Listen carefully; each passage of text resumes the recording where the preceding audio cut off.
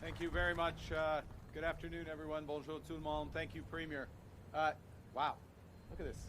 I came from Ottawa this morning. In Ottawa, there's the first hint of fall in the air. The leaves are starting to turn. Look, I should stay here. The summer, it's still the height of summer here in St. John's. But this time of year, it's a chance to look back on the summer in the last few months. And if there's a theme that shines through for this summer in Newfoundland and Labrador and across Canada, it's that we're stronger together. You brought Canadians from across this country to the Rock for a highly successful Canada Summer Games. And I'm not just saying that because the NWT women's basketball team won their first game. I still have my allegiance from where I was born. But you think of all the great performances, including on team level, at individual level, Gavin Baggs, 4 medals in para sports for Newfoundland and Labrador. Yeah. So you did us proud. You did us proud in your hospitality, but we recognize that you were doing that at a very challenging time, in a challenging summer, with a fire season, terrible fire season that destroyed property, displaced thousands and thousands of Newfoundlanders. And Premier Hogan, your leadership alongside the tireless efforts of the first responders, the Canadian Armed Forces, and Minister of the Canadian Coast Guard were invaluable in keeping people safe. I also noted over the summer the progress we've made breaking down internal trade barriers in Canada to help drive economic growth. And the federal government made good on its promise on Canada Day to eliminate all federal barriers within Canada to that trade.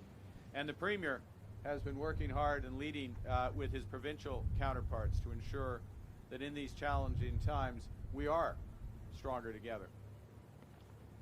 And that brings me here. And it's great to be back in St. John's. I'd like to thank my colleagues, Minister Thompson, Joanne Thompson, our MPs who are here, Philip Earle, Tom Osborne, Paul Connors.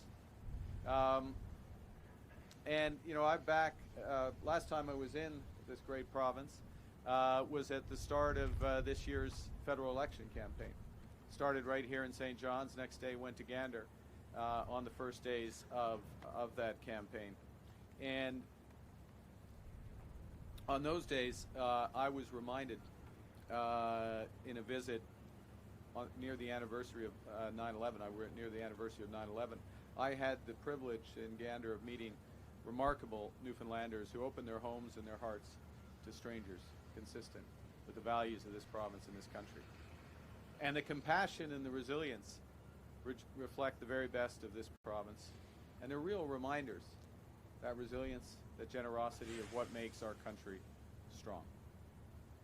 Now, we chose to be here today to talk about the future at one of the oldest shipyards in Canada, and a shipyard that's now proudly owned, led, and managed by local Indigenous leadership.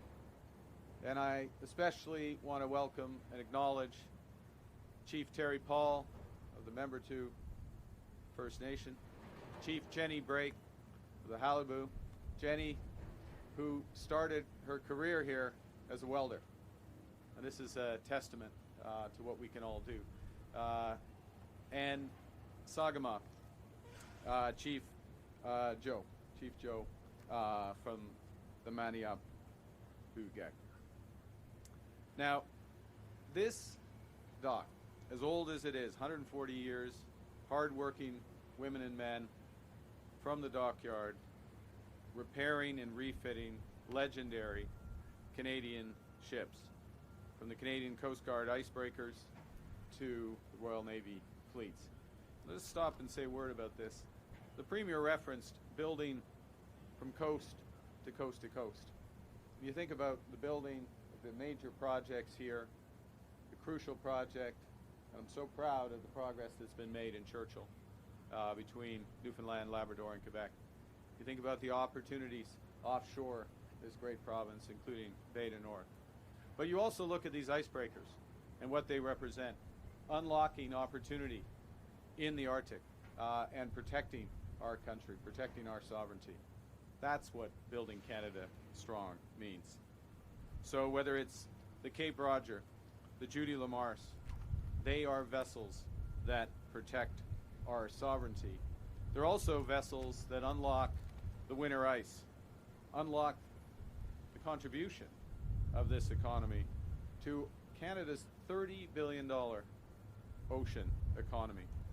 And they're vessels that are vital for the research that allows us to prepare and build for the future.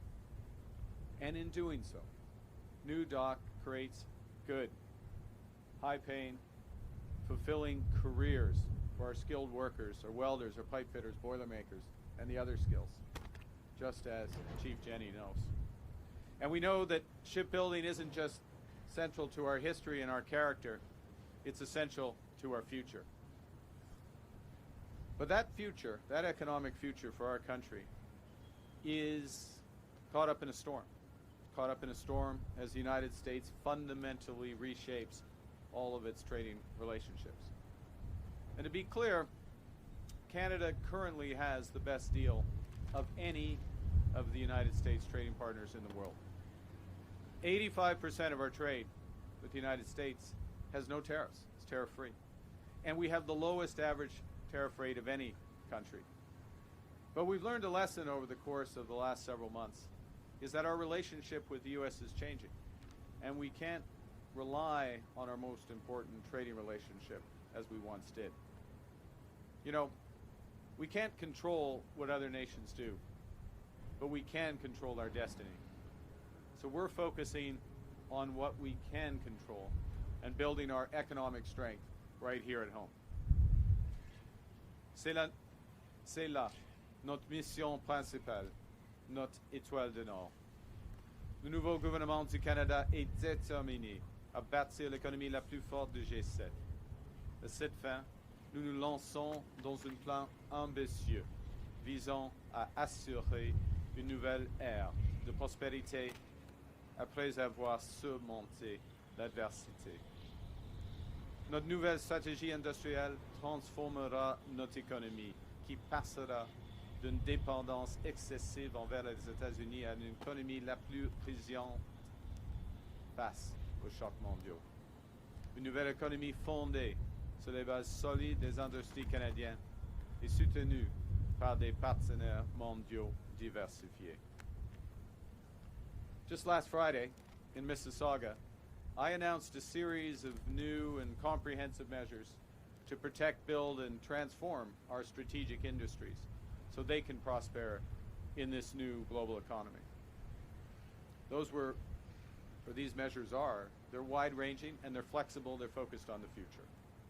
And the first thing we focused on was measures so that Canadian workers can develop the skills for those new high-paying careers that those nation-building projects the Premier and I referenced will create. And we shouldn't underestimate, I'll stop here, shouldn't underestimate just how many jobs will be created, for example in Churchill, as it's built out, on top of the over $225 billion of revenues that come to this province as it operates over decades. So we start with workers, we start with retraining, we start with building. And then we go to those industries and we give them the opportunity to pivot to new products and markets with a $5 billion new strategic response fund. The third thing is we've introduced a comprehensive Buy Canadian policy. So we're modernizing all of Canada's public procurement to prioritize public and Canadian suppliers. Because it's time that we become our own best customer, buying Canadian to build Canadian. So your government will buy in this province and across this country. Fourth, you know, there's some businesses that are very acutely impacted by these U.S. tariffs, and they need immediate liquidity relief. They need immediate funds in order to adjust. And that's the case for the steel and aluminum industries. These are world-class industries. But they're enduring punishing U.S. tariffs. And these impacts are being felt far and wide, including out here on the East Coast. So our liquidity facilities give businesses the support and the time that they need to position themselves for the future. And lastly, this will be my principal focus today, we're strengthening supports for our medium and small businesses. In March, we announced the Regional Tariff Response Initiative, $450 million across the country to support SMEs directly or indirectly impacted by those U.S. tariffs. And the idea is so these companies can step up and diversify their products, diversify their markets, adopt new technologies, become more competitive. And last week, I announced that we'd increase the funding for this from $450 million to $1 billion. And not just that, we'd extend the repayment periods for up to 9 years and provide new non-repayable contributions of up to $1 million across all sectors, so from seafood through to IT. And today I'm proud to announce that $80 million of that funding will be dedicated to businesses right here in Atlantic Canada.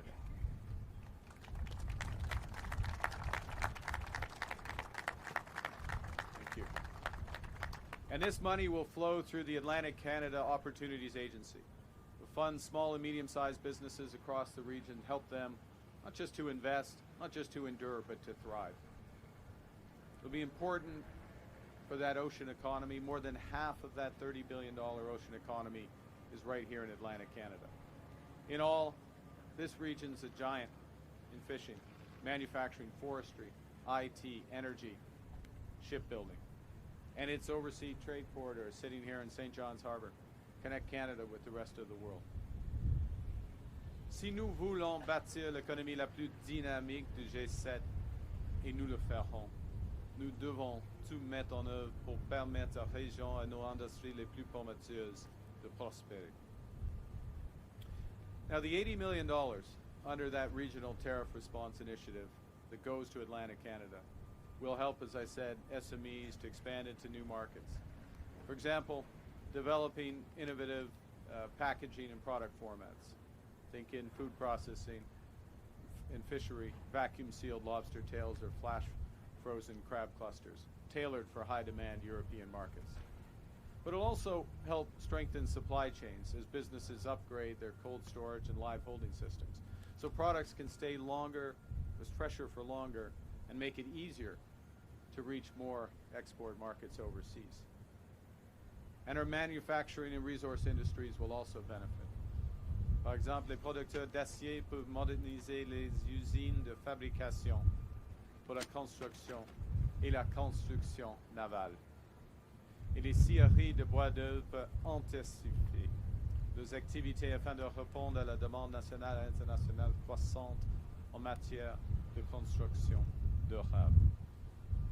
Enfin, les entreprises peuvent moderniser leurs usines de transformation en optimisant le classement, le tri et les chaînes d'emballage afin d'améliorer leur efficacité et leur constance.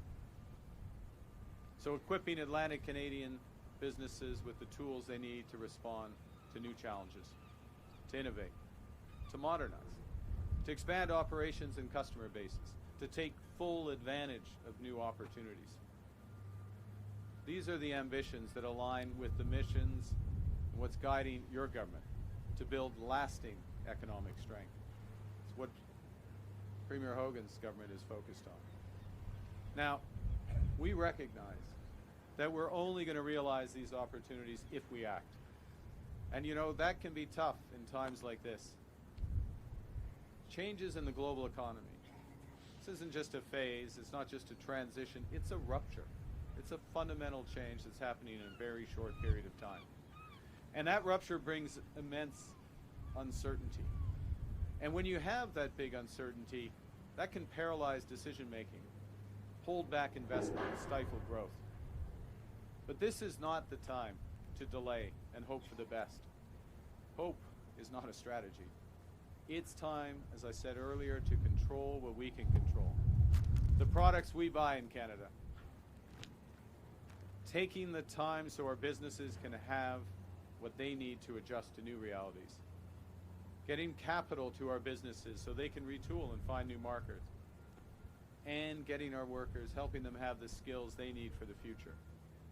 Because when our businesses take calculated risks rather than face unknowable uncertainties, our builders, our innovators, our entrepreneurs thrive, and all of Atlantic Canada and the whole of the country rises with them, with higher wages and a brighter future. The people of this province, from their history, know better than anyone how precarious an industry can be. You know that the forces can change overnight and change everything. We are clear-eyed. Canada's new government is clear-eyed about the scale and the speed of the forces currently at play outside our shores. So we're empowering Canadians to shape our own destiny, to build the future we want, an economic future that's not reliant on one trading partner, but built on strong Canadian industries, powered by strong Canadian demand, and bolstered by new international trading partners. So we're making the major investments to ensure our industries, our businesses can bridge to that future, seize opportunities, so we can create that rising tide that lifts all boats. A global leader in food, in fishing, in shipping, in defense, in IT, and in energy. Because Canada has what the world needs, and we have the values to which the world aspires. Because together, stronger, we are building Canada strong. Thank you very much. Merci beaucoup.